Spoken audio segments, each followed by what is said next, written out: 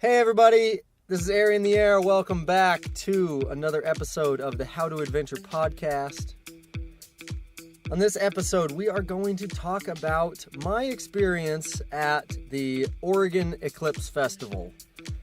The Symbiosis, Hadra, all these different gatherings came together this year to put on a festival at the Big Summit Prairie outside of Prineville, Oregon.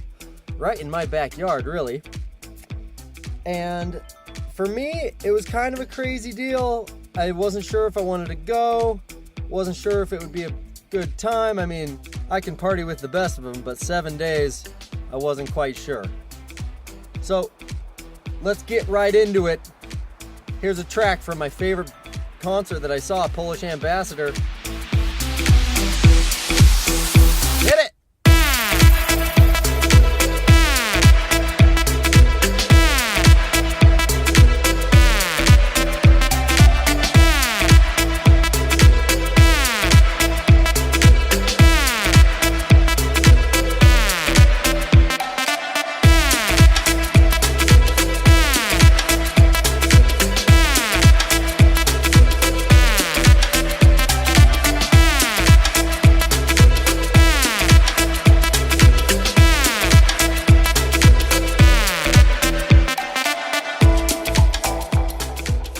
That is such a sick song. I love that.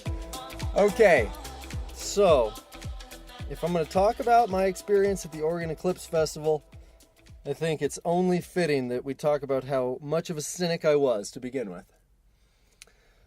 Like I said, I can party with the best of them, but I wasn't sure if I wanted to spend 7 days partying. That seems like a long time. I'm really bad at taking vacations. I'm bad at sitting still. I'm bad at relaxing.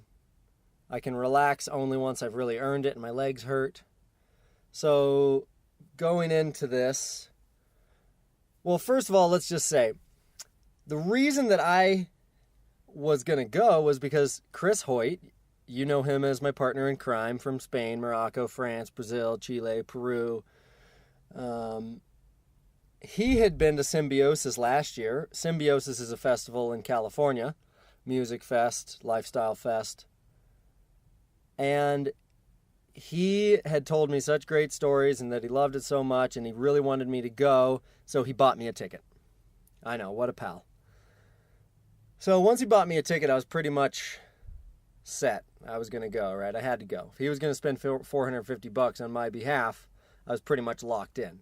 Well, when I told my wife that Chris had bought me a ticket, she was livid that I had made some kind of plan that she wasn't invited into, which wasn't necessarily true, but wasn't completely untrue. So we started wheeling and dealing like we always do, and she found an opportunity with some of our friends to volunteer for a local brewery that was going to serve beer at the festival. And that was great. That was great. That got her a free ticket, and now she was going. Well, they needed more volunteers, so my wife got our neighbors, who are some of our best friends, to volunteer, and our friend Kuru to volunteer, and then my friend from Louisiana called and asked if we were going, and we said, yeah, we got a job for you, don't buy a ticket, so he volunteered, and before you knew it, we had a 3-car caravan of my closest friends heading out to this festival. Chris Hoyt obviously was flying in from Maui and taking an RV out there. So the setup was looking pretty good. And I wasn't totally certain that I was going to survive 7 days of partying. But I was going to try. I was kind of in it at this point. And I was kind of a skeptic about the eclipse. This whole festival is based around the eclipse, which seemed so rare, and the hype that was around the eclipse was just massive. So much hype.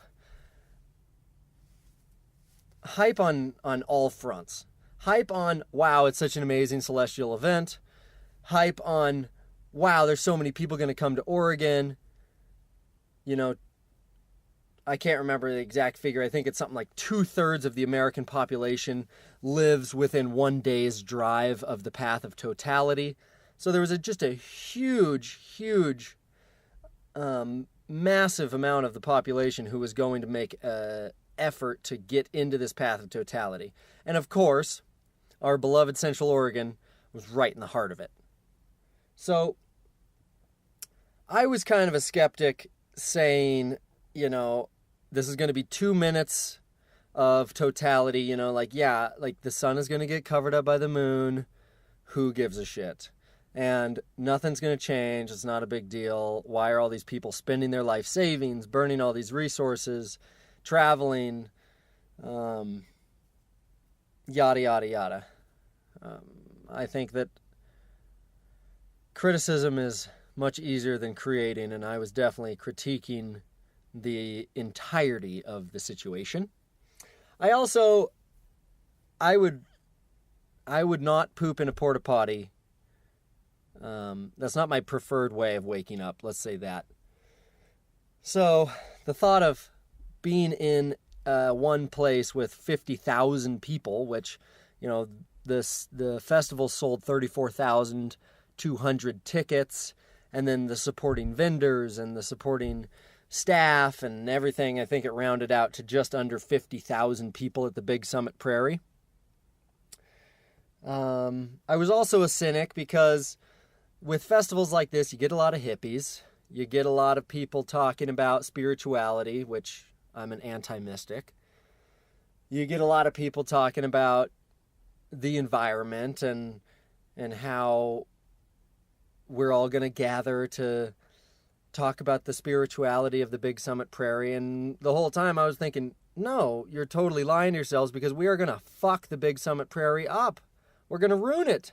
50,000 people camping there in this huge festival.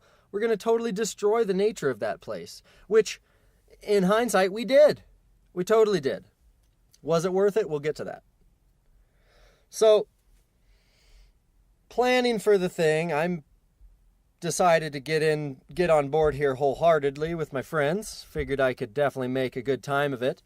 And I kind of initially set my goals for enjoyment here. I've talked on this podcast a lot about controlling your expectations, accepting challenges so that you can succeed in them. And so my expectations were that I was going to party a little bit and that everyone around me was going to party a lot. But I set my goal to enjoy myself in the midst of this chaos, in the midst of this event that I was a skeptic and a cynic of, which in hindsight was the right thing to do. I ended up having a great time, but we'll get to that. So to prepare for this thing, of course, we have to buy all kinds of groceries because we're going to spend 7 days camping. And I ended up making a couple of huge batches of baba ganoush, making a bunch of different hummus combinations, cooking a bunch of potatoes so that we could have breakfast every day. We spent hundreds of dollars getting ready for this thing, and I just imagined that everyone was doing that. And so as the gas stations in Bend started to run out of gas, Fred Meyer's and 2 other gas stations ran out of gas 2 days before the festival started because people were kind of in a panic. I just couldn't help but think of the massive amount of resources and energy that was going into what I called a giant party. So here I am still cynicking pretty hard. But as it got closer and my friends got more excited and we got everything ready, I got excited. I got excited just to camp with my friends. I love camping and I love my friends. So I figured I could definitely have a good time. So the day comes. Here's the crew. The crew is me and my wife, Cheetah. It's my girl. The dog has to stay home on this one. And then we have Court and Morgan, my neighbors. Then we have Kuru, who's my longtime adventure buddy. And then we have Chadwick. He's from Louisiana. He's a ER surgeon, which is an interesting person to have around. Because if we talk about cynics, he's a deep, dark executioner who doesn't want anyone to go to the hospital until they're almost dying or dead. And we had our friend from Mexico. His name is Diego. Diego is an engineer for Philips. He lives in Chicago. And we all loaded up in a caravan, and we left my house at 1:30 p.m. on Wednesday. The Google Maps said that it should take us 1 hour, 58 minutes to arrive at the Big Summit Prairie. And as we drove, I took us down the back roads to avoid as much traffic as we could, which drove us on Milliken Road, way out in the boondocks, which was super nice and pretty. But in about an hour and a half of driving, we ran into what seemed to be a perpetual bumper-to-bumper line, and we were dead stopped. And whoa, this is what I kind of predicted. This is what I hate. I hate traffic. Can't handle traffic. Oh, I'm so bad at that. I don't think anyone should be good at that. I try to set up my life so that I don't have to sit in traffic and that I spend my time doing the things I love and not the things I hate.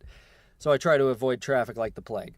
And here I am, fully accepting the fact that I might be in traffic for the next unforeseeable future hours and hours, right?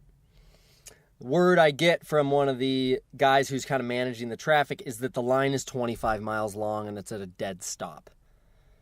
Whew! Whoa, man.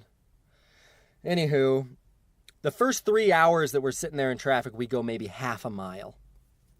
Okay? And I'm in the car with Diego, and Diego's an engineer, so first thing I do is as we sit there in the car and just every 20 minutes move 100 feet, I start using the power poles that are on the side of the road to estimate distance, and then I use the clock to estimate time, and so I can give ourselves a little speed. Estimated speed. Well, by my calculations, we were going less than half a mile an hour, which at 25 miles, do the math, yeah, that's 50 hours of line that I was foreseeing. I was like, oh shit.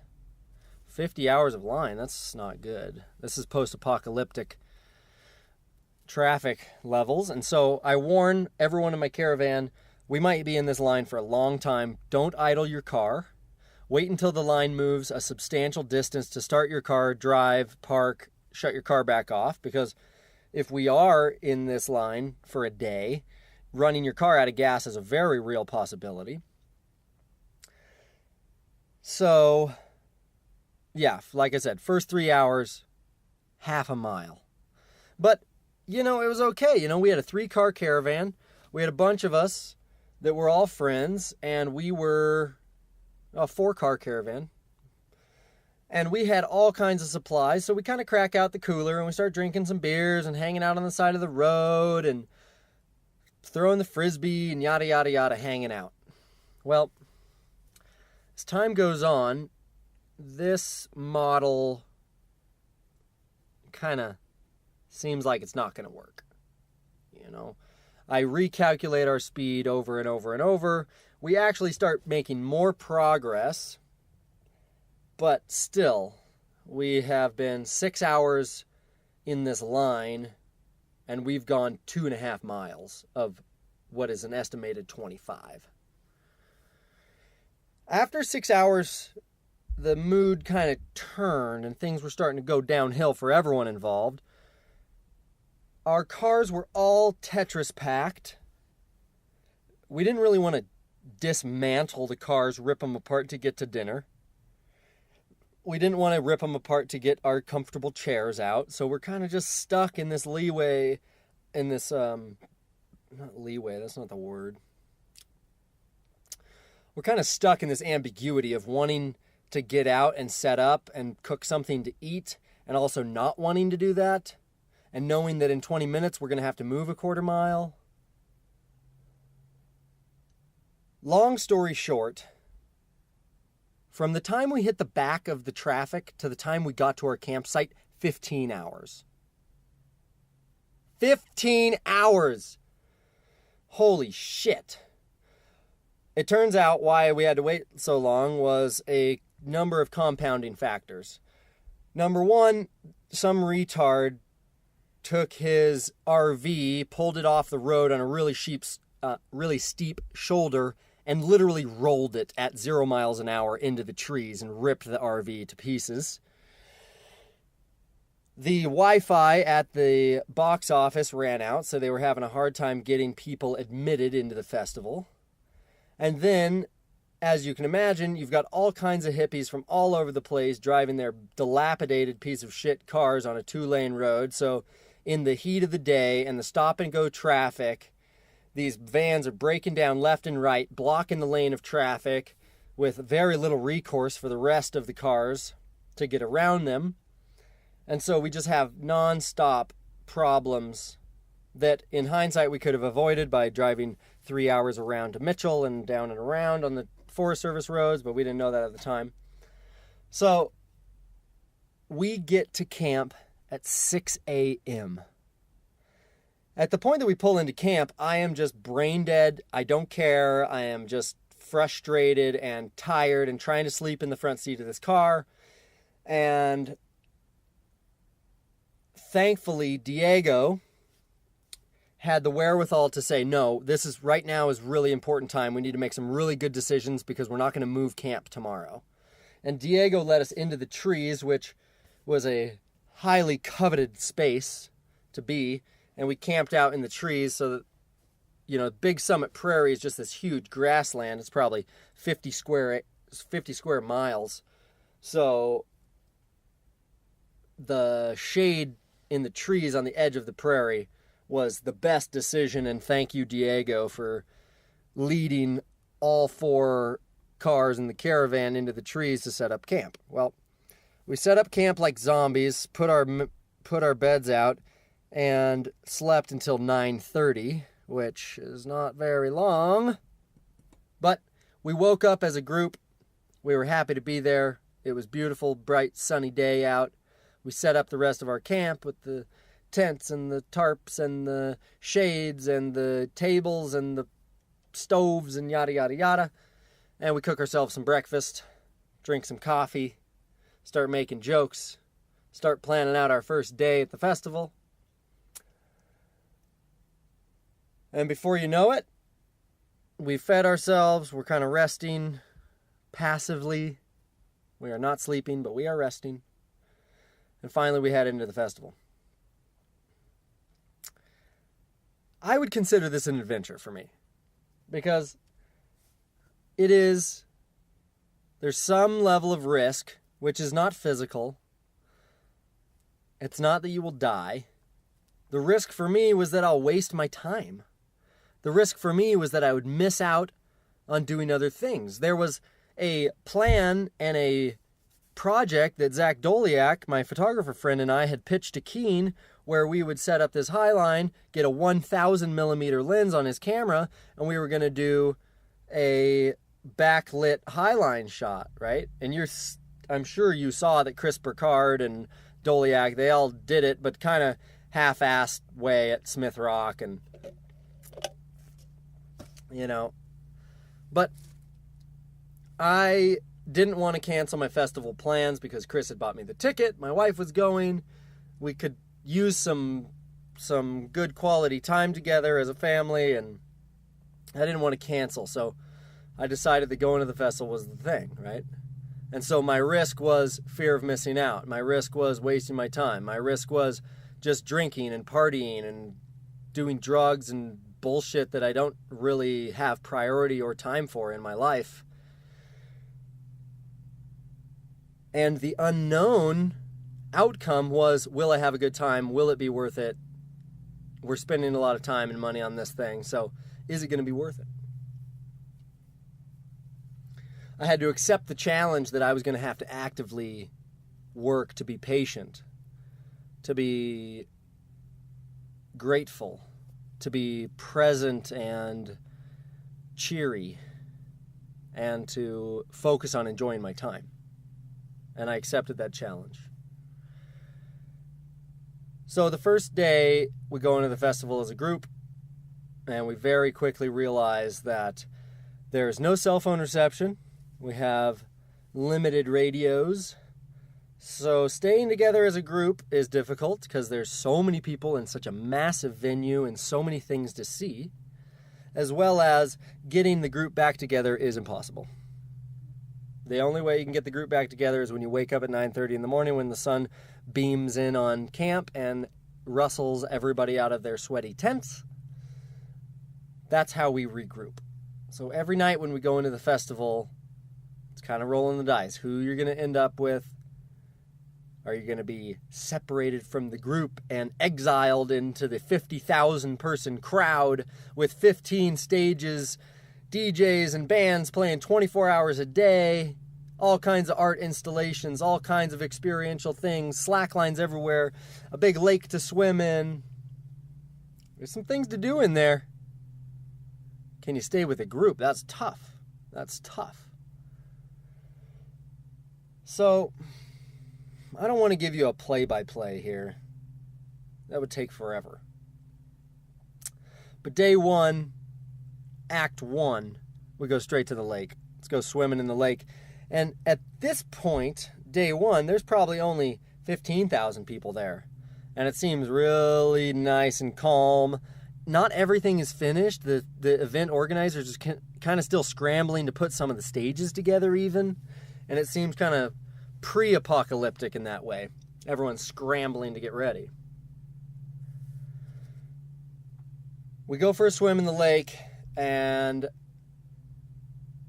I kind of think to myself, wow, this might be pretty nice. Having this lake here, that's kind of a game changer. It's a big-ass lake, which thank God, because 50,000 people trying to take a dip once a day, it seems like it's going to turn into the Ganges with turds floating around in no time.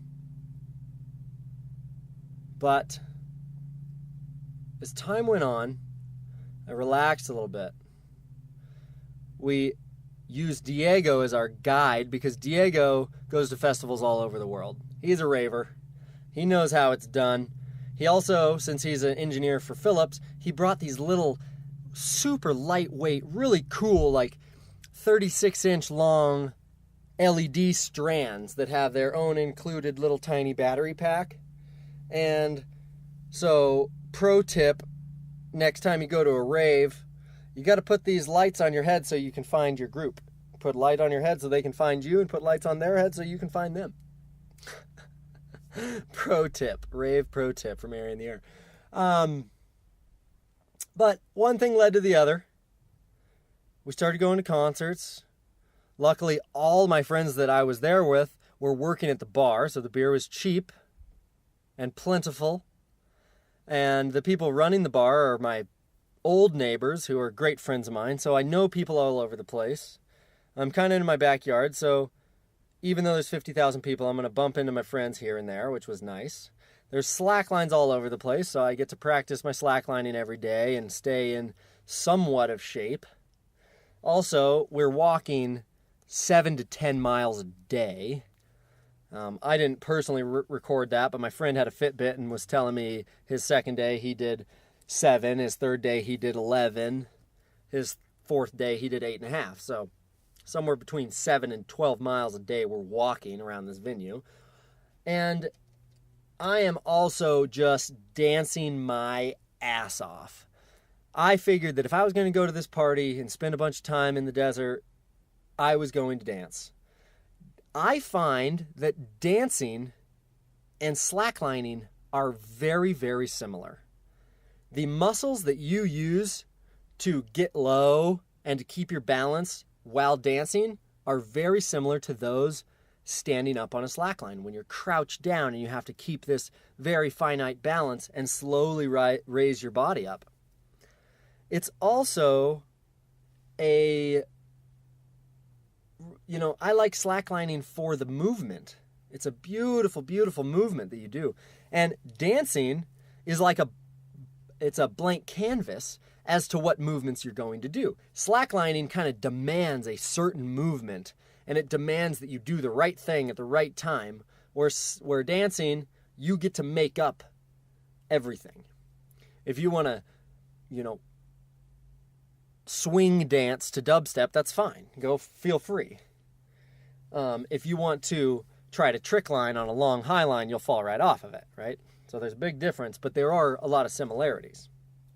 I also find that if I'm breaking it down on the dance floor and getting really low, it stretches my knees and it keeps my muscles in my knees really strong, which slacklining, your knee, ankle, and lower leg muscles have to be super, super strong to control the line. And I find that dancing is a really good way to stay in shape in that way. Knee flexibility on a slackline is super important, and so as I dance, I kind of am exercising consciously and focusing at times on my flexibility and my strength. And so I was aware of that this whole time. Let's see, what next? As we got closer and closer to the eclipse itself, it seemed that the eclipse was not even a thing. People weren't here for the eclipse. They were here for the concerts. They were here to party. They were here to drink. They were here to do drugs. But the morning of the eclipse, I woke up, made some breakfast, made some coffee, and as soon as, and even before the eclipse began, I started using the eclipse glasses to look into the sky to see if I could see the moon approaching the sun. But anyone who tried to wear those eclipse glasses knows that they are so dark that the only thing you can see is the sun. So I wasn't able to see anything until that first partial eclipse where the moon just started covering up the very small sliver of the sun.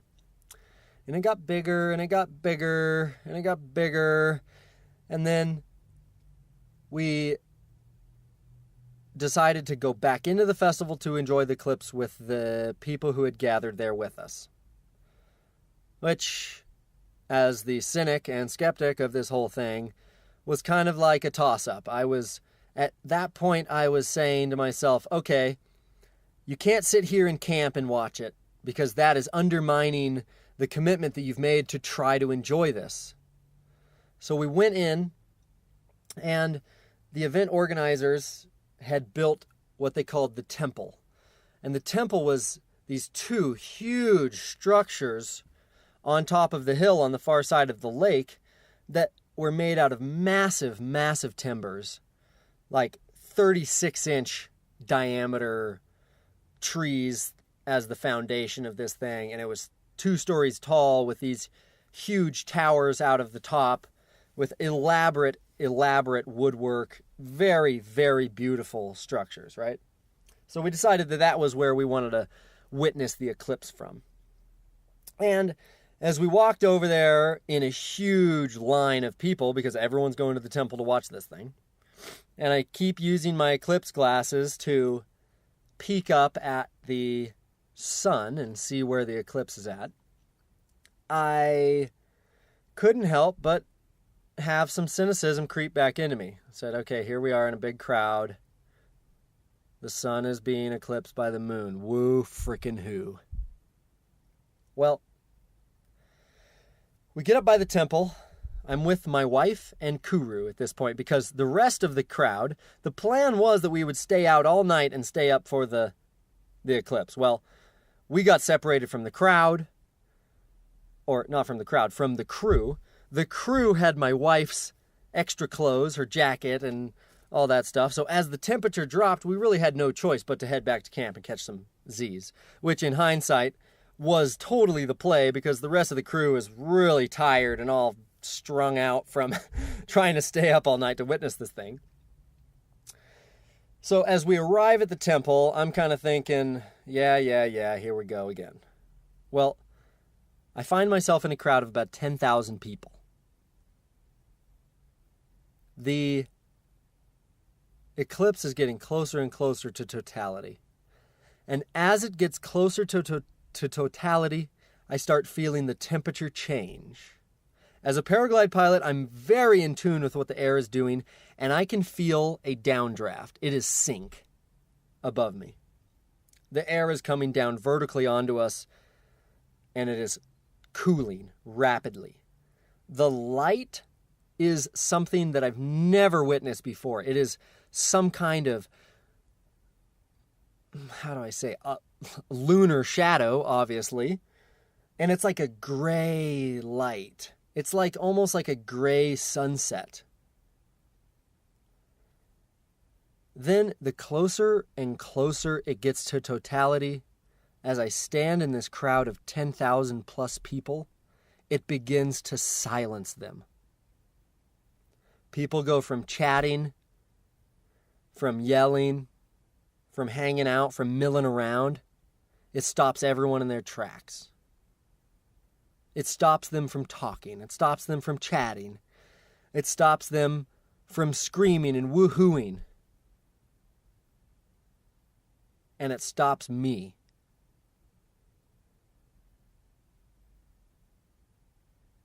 The moment that the moon fully eclipsed the sun, I began to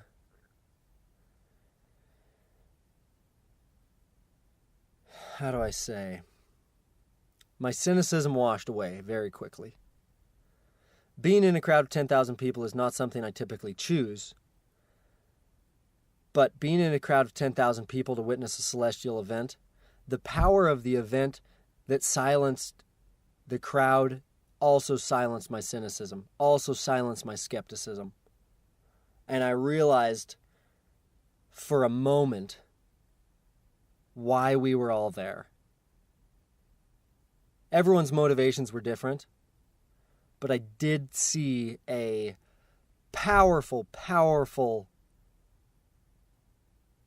motivation of gathering with so many people to realize our humanity and our place in the universe on Earth here. I was moved. I had a hard time breathing. My legs kind of were weak, and I braced myself on my wife and Kuru. I think a tear came down my cheek. I looked around at the people. I looked around at the light. The light was something I will never forget. There were sunset colors in the sky in a place that I had never seen them.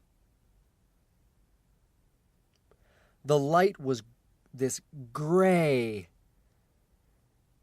It wasn't darkness, but it wasn't sunlight. I was on a hill, so in the distance I could see the sunlight hitting the forest. The temperature continued to plummet. I have never on Earth felt a natural change in temperature so drastic. I would say nearly 20 degrees in 15 minutes or 20 minutes. The crowd was speechless. I was speechless. It made me so grateful to be there with my wife and Kuru, who's one of my greatest, my lifetime, one of my greatest adventure partners.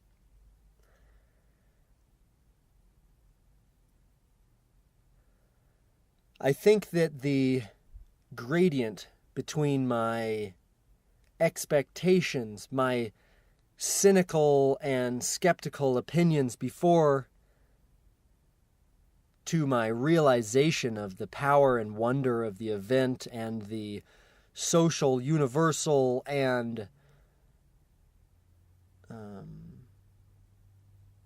philosophical almost implications of gathering there, the gradient of those two things moved me to tears.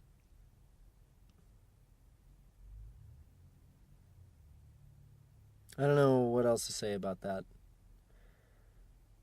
I'm glad I was a cynic. I'm glad I had really low expectations of the celestial event. Because when it came, I was in a position to be wrong, which is a good position. It's only a good position if you're able to change your mind and observe your thoughts for what they are. I think it was a good lesson for me.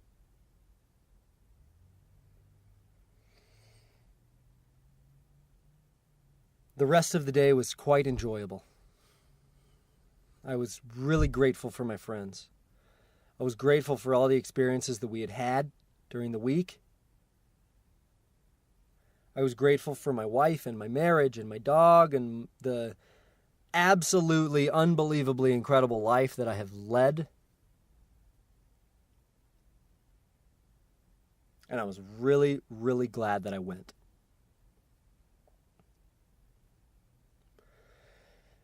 After that, we started talking about our departure and our departure time and how that would affect our travel time to get home. And it ended up, we left at about 10:30 p.m. and we got home at 12:15. That's right, folks. What took us an hour and 50 minutes to drive took us 17 hours on the way in. But I don't regret it. I think we were one of the few groups that came out net positive on cash because all my wife and all of our friends had made money during the event. A unique proposition for most festival goers. And I think one of the most important lessons that I learned was that managing your expectations is sometimes, I don't want to say futile, but managing your expectations to a T is sometimes futile. Sometimes you have expectations, and that's okay. Your thoughts are your thoughts. Your expectations are your expectations. Expecting success is a recipe for disappointment. But being open to your expectations being wrong is really, really important. And I'm so glad that I was so fucking wrong. That the eclipse itself took me from cynicism to gratitude in an instant. And it bitch slapped me and said, maybe you don't know what the fuck you're talking about. Maybe you ought to just shut up and go along for the ride and see what happens. I was glad that I went along for the ride. Another interesting thing that I took away from the festival itself was that at the festival, people don't always tell you their real name. They'll tell you their festival name. They'll tell you their party name. They'll tell you who they want to be. They kind of get to reinvent themselves. There's a beautiful thing in meeting new people. You get to reinvent yourself every time. Because when people don't know who you are, you get to show them who you want to be. It is a conscious decision that you have to make. It is a beautiful opportunity to reinvent and reinstate your identity with new people every time. I also found that shaking hands was hardly a thing there. When you meet someone, you hug them. And when you hug them, you don't just one-armed hug them. You hug them chest to chest, two arms wrapped around their back. And a lot of times you don't even exchange names. So my recommendations are this. My recommendations are these. Grammar moment. I would say you need to hug people. You need to be aware of when someone needs a hug. You need to be aware of when you need a hug. Hugs should be longer than they currently are in our society. Go ahead, squeeze them. Since I left the festival, I've started meeting people. They reach their hand out to shake it, and I just hug them.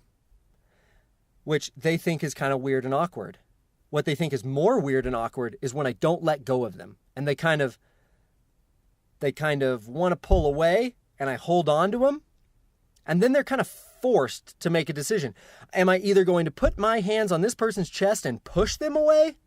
Or am I going to actually embrace them and hug them?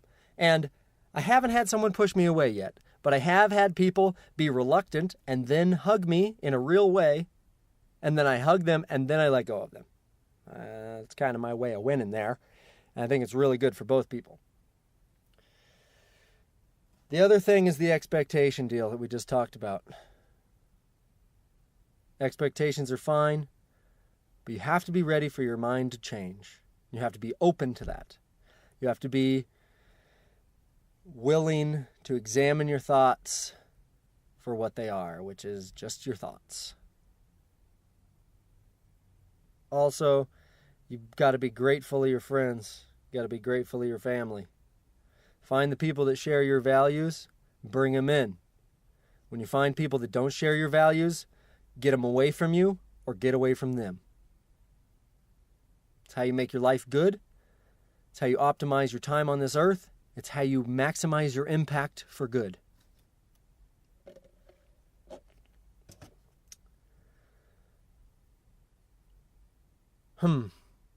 Also, alcohol is a real destructive drug. Addiction is all around us. Accountability to your friends for their drug use is a responsibility that we all have and that we all currently shed. Go ahead, judge your friends, act on those judgments, talk to them about it in a caring, loving, empathetic, and constructive way. And hold them to the accountability that your judgments take you to. Also, if you're going to do that, you're going to have to judge yourself. Socrates says the unexamined life is not worth living. If you're not looking at yourself, you might as well be dead.